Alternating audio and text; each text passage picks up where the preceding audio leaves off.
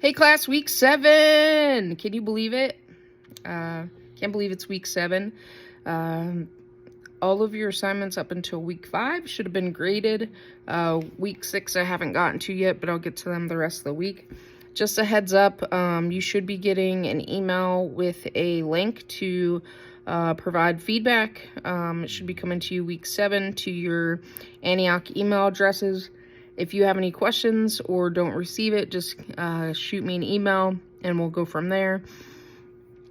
So week 7, we talk about culture within the organization and how important that is, company culture and how that informs the way that we behave and act, etc. So we learn different cultural types, from caring to purpose-driven, result-oriented, enjoyment, what else? Law and order, etc. And so, I think about those different cultural types and how they can be viewed differently within many different populations. For example, they released some statistics on the United States Humane Society, and how much their executive director makes. And I think they stated that the executive director makes like $350,000 a year or something. And I think about those top tier executive leadership positions, that when you're looking at it from a social justice or anti-racist lens, a lot of times, as we know, they are men, white men, because of the nature of, how we've looked at women in the workplace, as well persons of color, as a less than. And so a lot of the way that we go into culture is based off of our past behaviors and what we've always done or known.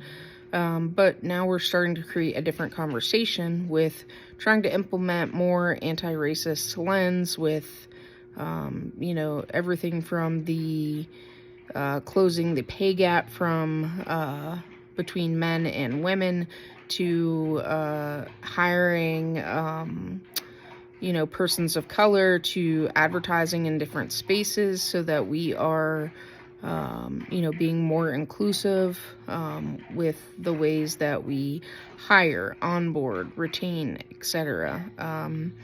And so, and thinking about that, I think about the different cultural styles that arise through the way that we establish our norms within the workplace, and how sometimes management that are at an upper tier level might see the cultural type as different than those that might be at a front end level. And so how important that is to create a company culture that can be seen and felt from both the top and the bottom. And that's a hard thing to do. And, why is that important within an organizational behavior context? And that is because it informs employees' commitment, their happiness, the way that they engage, their creativity, etc. If you are a part of a company culture that is not collaborative, that is not caring, that is, authoritative in a way, then your creativity is going to be stifled. You're going to be, and this happens often, a lot of times people don't let departments work together or cross-collaborate because might be because of control issues or,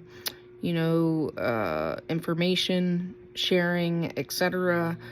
Because we've seen sometimes when people withhold information, it is a power struggle to remain in power and control of that information. So a lot of times you'll see departments that don't work together, might not be collaborative in that sense, or where you might not be able to reach out to another department.